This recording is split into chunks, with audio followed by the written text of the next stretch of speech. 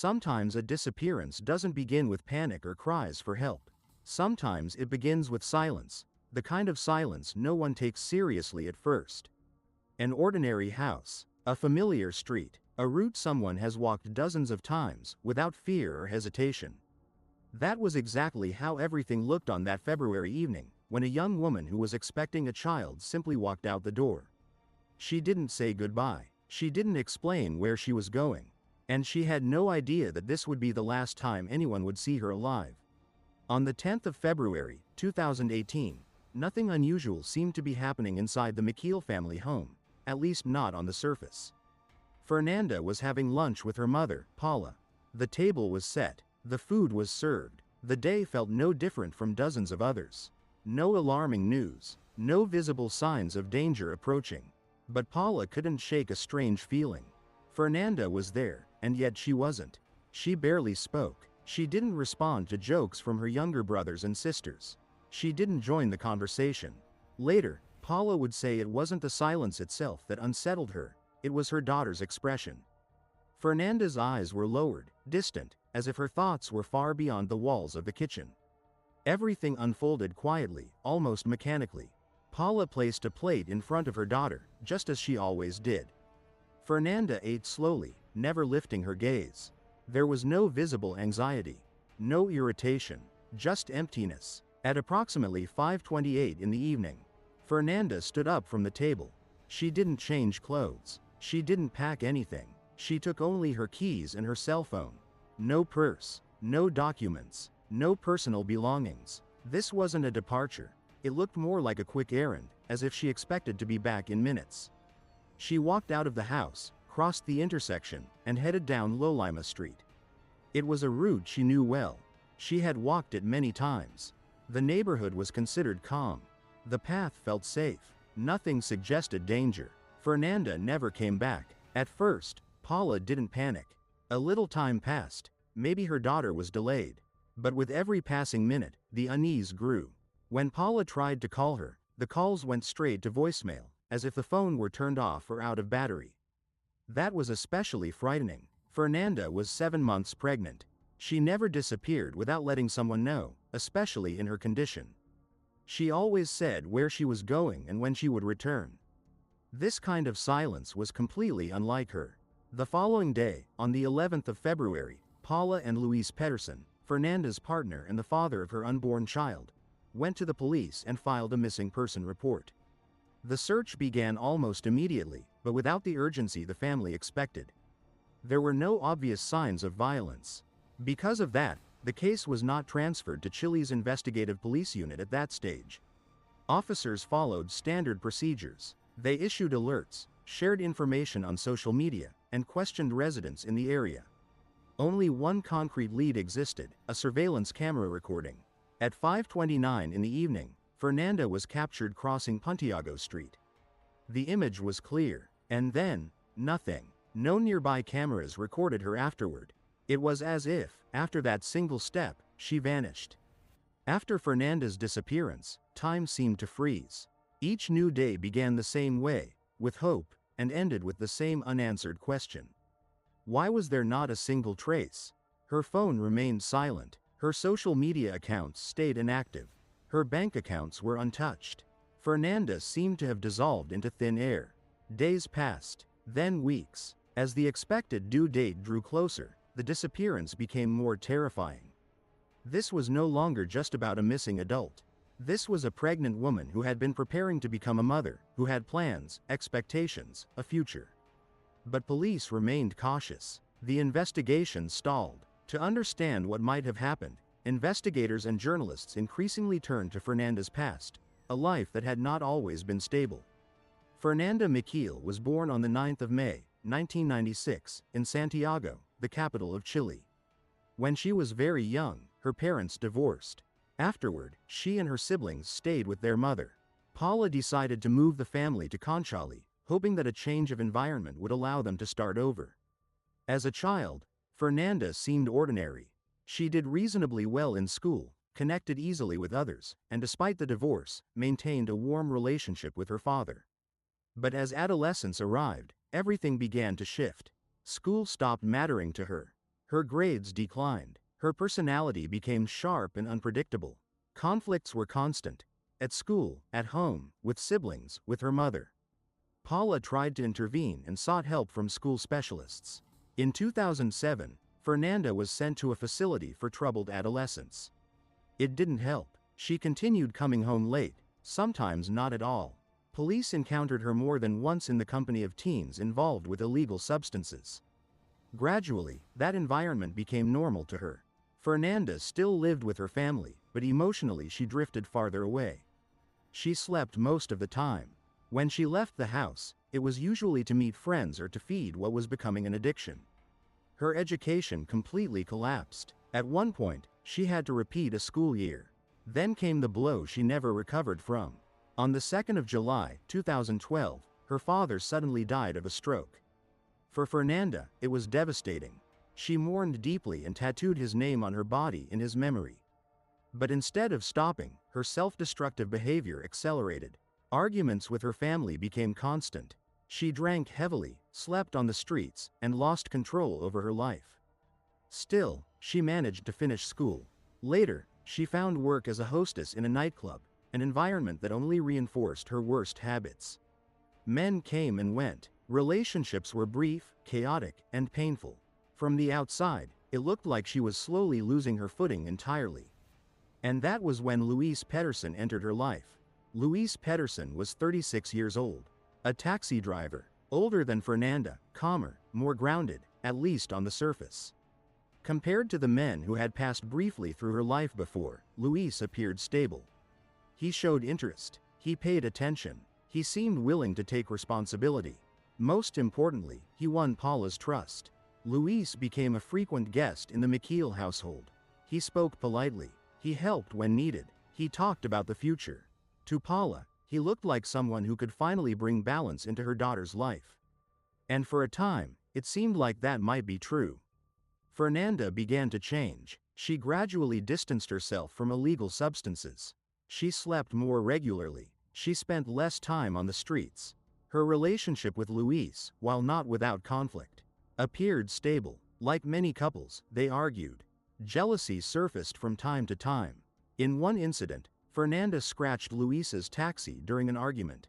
But moments like that were rare, emotional flare-ups rather than constant chaos. Eventually, Fernanda left her job at the nightclub and found work as a waitress at a local restaurant. It was safer, more predictable, a step toward normalcy. Then came the pregnancy. When her employer found out, Fernanda was fired. In the past, something like that might have pushed her back into old patterns. This time, it didn't. She refused to collapse. Fernanda filed a formal complaint with the labor authorities. She fought the dismissal, and she won. She was reinstated at work. For those who had known her before, this was proof that she had truly changed. She was no longer running from life. She was building one. She talked about the future. She talked about her baby. She talked about starting over. And then, she vanished. Nearly a month passed without progress in the investigation.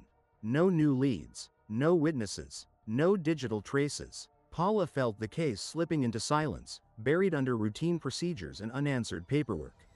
She couldn't accept that. On the 5th of March, 2018, Fernanda's family filed an official complaint against the police for inaction. That decision changed everything.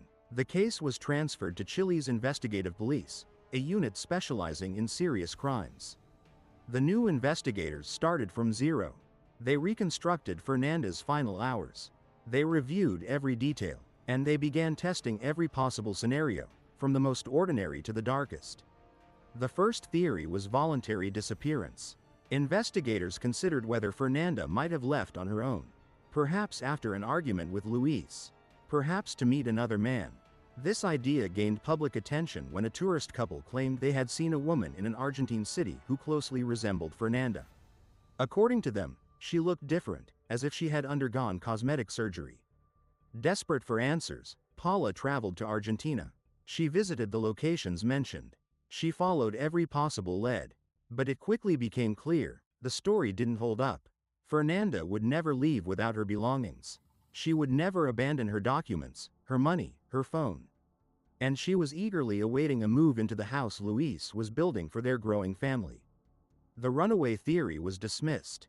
Investigators then turned back to Fernanda's past. Although she had left that life behind, rumors surfaced that one day before her disappearance, she had been seen with a known drug dealer named Alexander Ayuzin and his partner, Maria Ori. Witnesses claimed Fernanda was carrying a package. The information raised concern, but when investigators checked, both individuals provided solid alibis. Their involvement was ruled out. Another theory followed: an accident. Could Fernanda have been struck by a vehicle while walking along Lolima Street?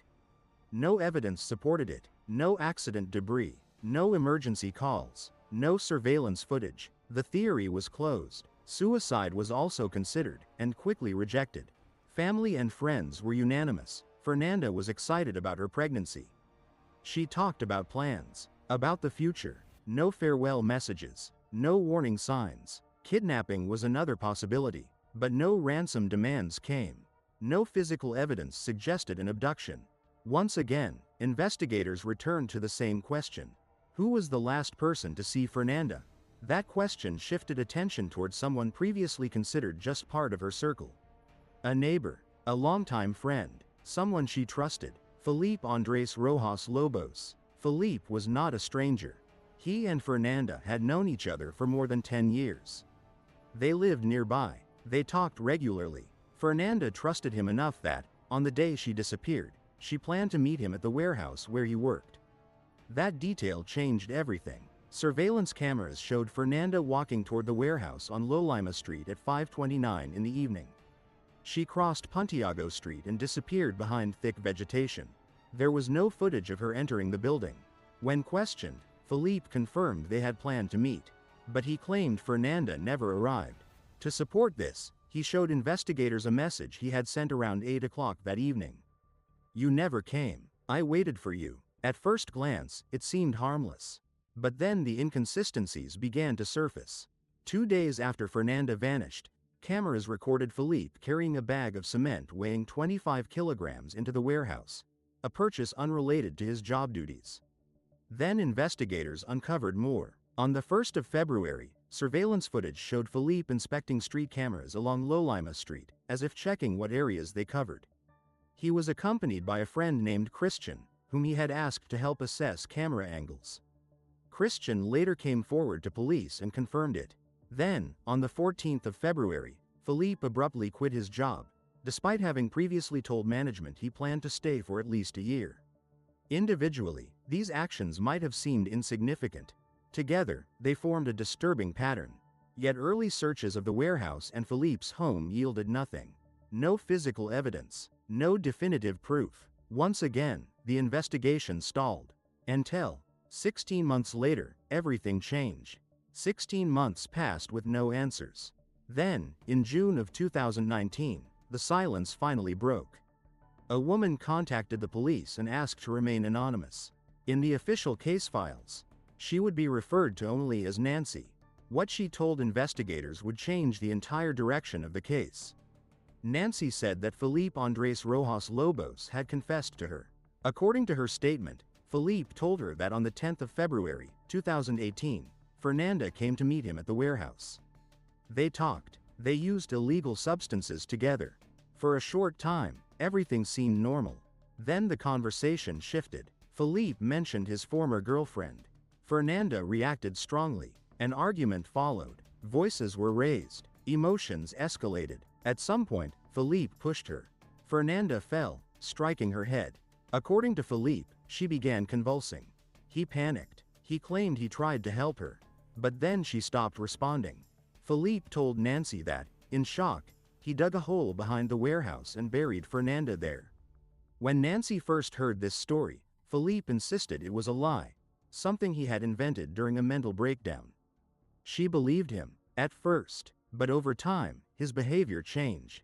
He became nervous, paranoid. He constantly looked over his shoulder. He repeatedly begged Nancy not to tell anyone what he had said. The fear in his voice didn't sound like imagination. Nancy began to believe that the confession was real. She went to the police. Investigators returned to the warehouse immediately.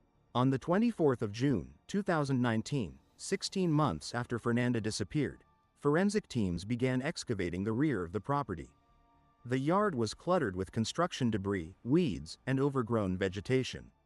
They worked carefully, by hand. At a depth of roughly 35 centimeters, their tools struck something solid.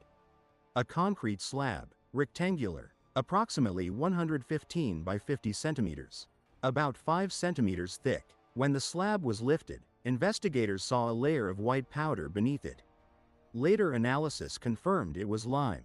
Excavation continued. Then they saw a white sneaker, still on a foot. At that moment, there was no doubt. They had found Fernanda. Her remains were tightly wrapped in a white tarp. Her body was curled into a fetal position. Her hands were bound with fabric. Despite the time that had passed, preservation was shockingly good. Her dress had been pulled up to her waist. Her intimate areas were exposed. Her underwear was torn and displaced. Everything pointed to sexual assault. Experts determined that the lime and cement used to cover her body had partially mummified the remains. Paula was called to the scene. She recognized her daughter immediately, by her earrings, her clothing. Fingerprints and tattoos later confirmed the identification. The autopsy revealed horrifying details. Fernanda's hyoid bone was fractured, a classic indicator of strangulation. Extensive hemorrhaging was found in the soft tissues of the neck.